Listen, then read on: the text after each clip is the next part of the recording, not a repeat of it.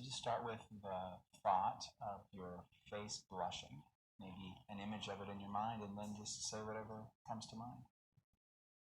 Gosh, the words I feel like sound so harsh, but really I think of embarrassment, humiliation. I feel like I look stupid.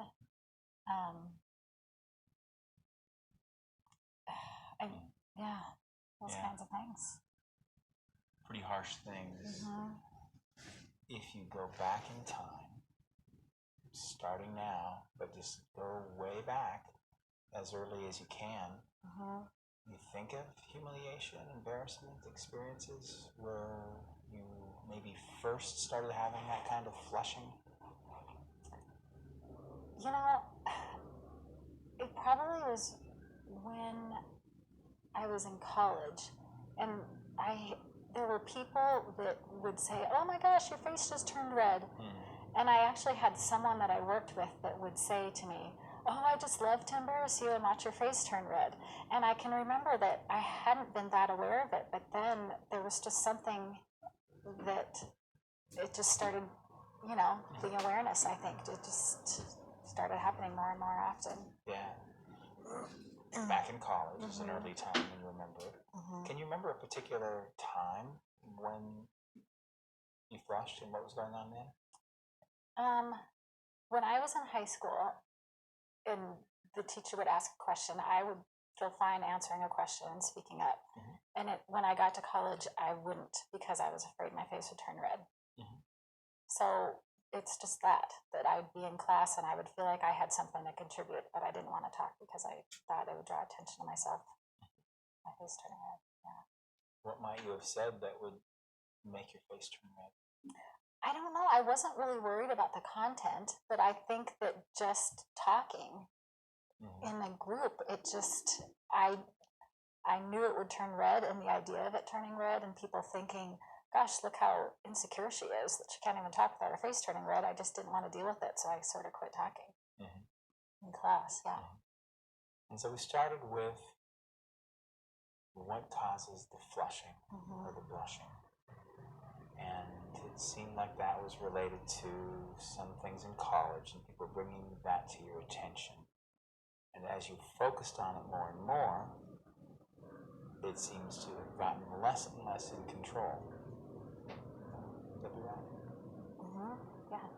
And so now we've moved to talking about some safety concerns about your children mostly, but just tragedy striking you. And again, it seems like maybe in some ways, the more and more you try to control your worry thoughts, the less they feel in control. It feels like they keep getting bigger and bigger. Is that? Yeah. Yeah. They do. And I have periods of time where I don't feel this way, but yeah, I have a lot of thoughts of just wanting to live like a normal person and not having all these thoughts all the time in my head. And I wonder, as we're talking now, if I just kind of am living a little anxiously all the time, and that's maybe affecting I don't know. Yeah. I mean, that's what it feels like right now. Yeah, kind of this underlying anxiety. Something might go wrong. Something bad might happen. Something that could be a tragedy.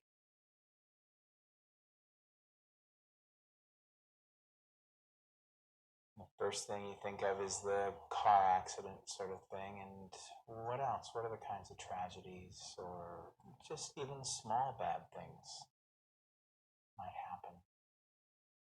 I don't worry about small things, honestly. I mean, I don't. I feel like I'm pretty good about that. I don't want. Yeah, I can categorize things like, okay, when my kids play really rough a lot, and I think, well, that would just be a broken limb, so go ahead. But when it starts to be, well, that could be a big head injury, then, and I think of all that. I mean, I go through the whole checklist in my head a lot. And I don't feel like, do other people do that? I mean, I don't know. I'm always questioning, like, is this crazy to be just constantly having this in my head. And I think to my kids that I hope that I appear completely calm.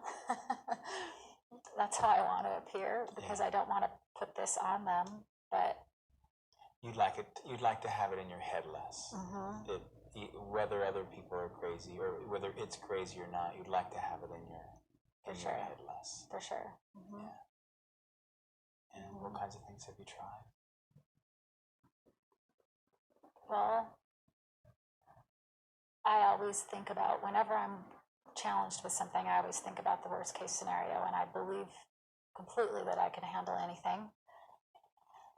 And I've gone through this whole list, like if I, lost my limbs or whatever, I can handle anything, but I can't handle something happening to my kids. And that, so when I try to approach this logically and think, well, so-and-so has made it through life without a big thing happening, and so-and-so, I mean, people just have a lot of tragedy, and so I just come back to that and feel that underlying nervousness. Yeah. And yet, if we go back to the blushing, that's not a bad thing happening. Speaking up in class, not a bad thing happening. And yet that feels kind of out of control too. It does, because I really hate to be perceived as stupid. And that's kind of a thing that goes way back for me too. When I was younger, I had this persona that developed that I was an airhead, and I've had to work so hard to kind of, because I think I used it for a while to my advantage, and then in college again I had to work so hard to get rid of that whole image, and it still is kind of in there somewhere, I think. Still sort of have some fear of being perceived as an airhead, wanting to prove that you in fact are not. And you use the word stupid. Go with that.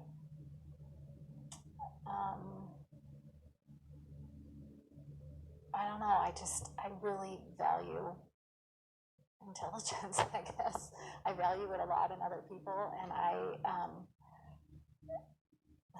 don't know.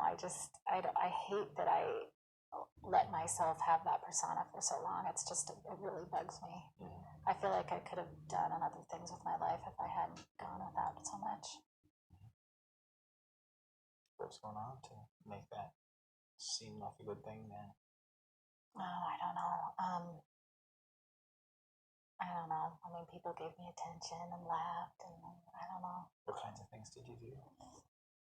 I said some silly things, like, this is in 7th grade, but still, when I see these people, they'll bring it up. What did you say in 7th grade? Oh, gosh, really?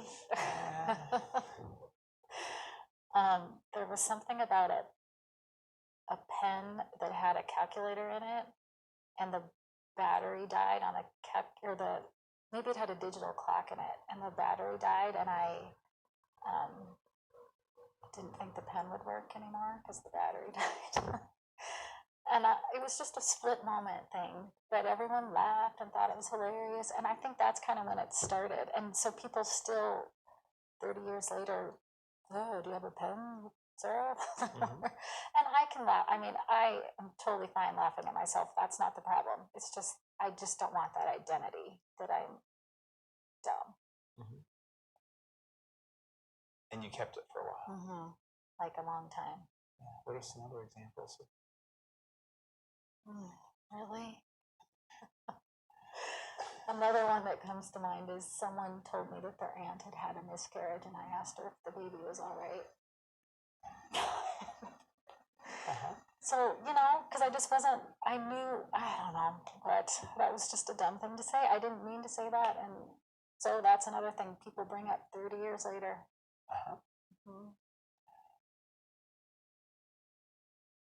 And that doesn't sound intentional. It wasn't. The pen and the miscarriage comment. No. And yet one of the things I kind of hear you saying is, well, that's embarrassing. but it's even maybe more embarrassing that you kind of took on that identity. Rita, while I was watching the clip of Sarah, one thing that I noticed was that kind of repeating or recycling pattern where initially when she was asked about the blushing, she went back to a college experience. Later, she goes back to a high school experience. And later, she goes back to a 7th grade experience. And what that reminds me of is how maybe resistance is diminished over time. Maybe trust is built. Either way, it seems like as from this model, you look at things in the past, you uncover different perspectives each time. Yeah.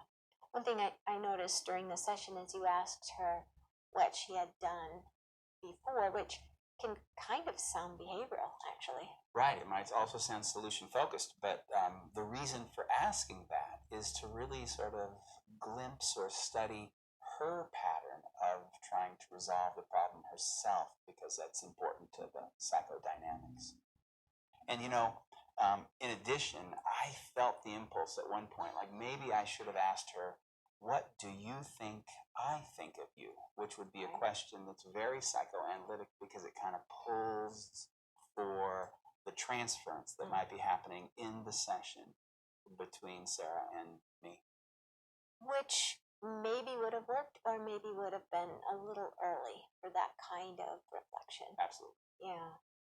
So the next clip picks up right where we left off. Exactly. So let's watch.